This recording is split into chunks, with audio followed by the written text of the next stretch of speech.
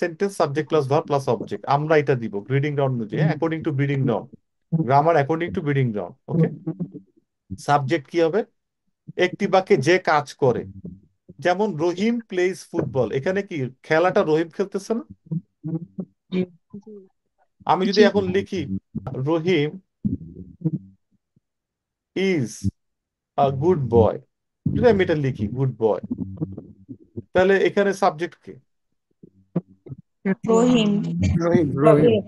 তো রহিম কি এখানে খেলতেছে, মানে কিছু কোনো কাজ করে? দেখো তো এখানে, না, নো রহিমের তাহলে বন্ধু এখানে রহিম জামাই। কেন সাবজেক্ট? সাবজেক্ট মানে তো হচ্ছে যে একটি বাক্যে যে কাজ করে, তাহলে সাবজেক্ট হচ্ছে দুই ভাবে করব, হ্যাঁ। একটা হচ্ছে একটি বাক্যে যে কাজ করে, এই যে এইটা, আর একটা হচ্ছে যাকে নিয়ে, লিখে রাখো, যাকে নিয়ে কাজ করা হয়। সেন্টেন্সটি, যাকে নিয়ে সেন্টেন্সটি, এখানে কি গুড কে নিয়ে সেন্টেন্স, নাকি বয় কে নিয়ে, নাকি রহিমকে নিয়ে? রহিম। রহিম কবি। রহিমকে নিয়ে সেন্টেন্স, তাহলে রহিমকে নিয়ে। সাবজেক্ট দুই ভাবে বের করব। একটা হচ্ছে যে কাজ করে, রহিম প্লেস ফুটবল, আর একটা হচ্ছে যে রহিম ইজ এ গুড বয়। যাকে নিয়ে। সাবজেক্ট দুই ভাবে, তাহলে আমরাই তো সাবজেক্ট আনবো, ইয়েস অর নো? আমরা লিখতে গেলে আমরা সাবজেক্ট আনবো না ইয়েস। ইয়েস। নাকি? আমরাই তো সাবজেক্ট আনতেছি, so আমরা সাবজেক্ট আনার পরে অলওয়েজ চেষ্টা করবো তাহলে সে কাজ করে এরকম ভার্ব আসতে, অথবা সে কাজ করে না তাকে নিয়ে কথা হচ্ছে সেরকম একটা ভার্ব আনতে,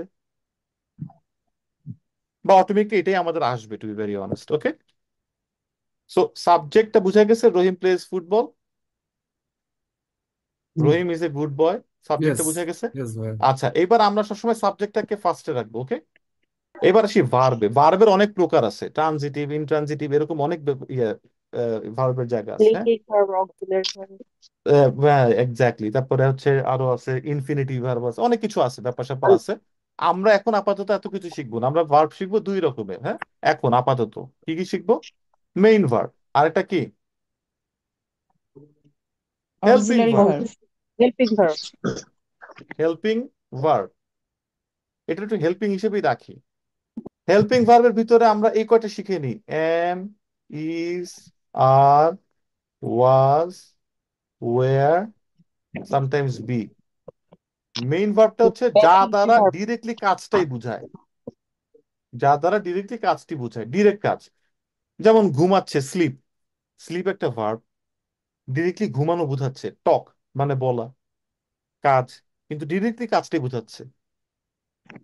থিঙ্ক মানে চিন্তা করা, ডিরেক্টলি কাজটাই বোঝাচ্ছে। ওয়াক মানে হাঁটা, ডিরেক্টলি কাজ পেয়ে বোঝাচ্ছে। সামটাইমস এই হেল্পিং ভার্বটাই মেইন ভার্ব হিসেবে বসে।